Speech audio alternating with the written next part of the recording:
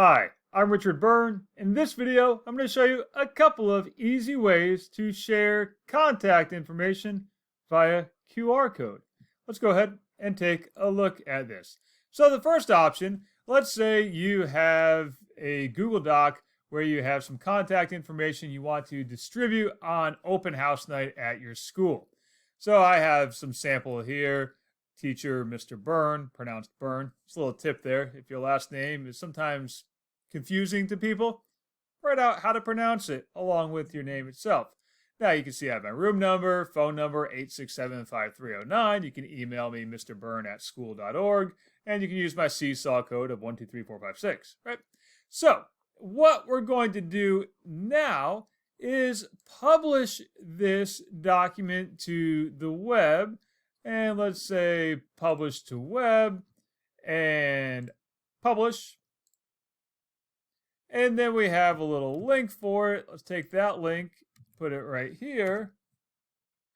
And we can then use that little share button built into Chrome to create a QR code for it and then download it. Alternatively, take that link and put it into a QR code tool like QR Code Monkey.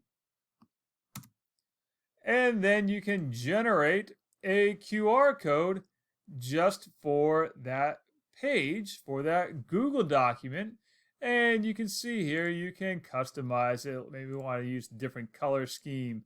Maybe we want to use like a nice shade of blue there.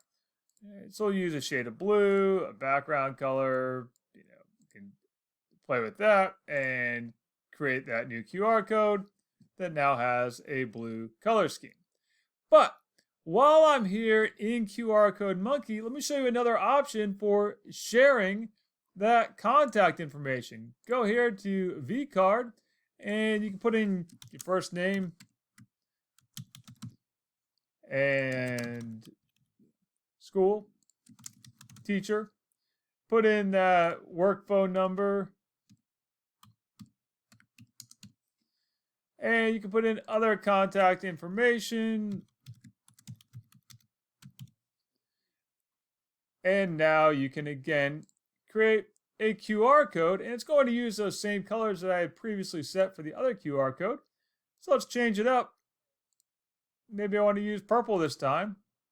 We use purple, create that QR code. Now I have a nice purple QR code that has my contact information in it.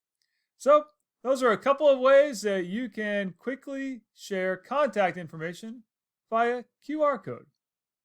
As always, for more things like this, please check out freetech4teachers.com or subscribe to my YouTube channel.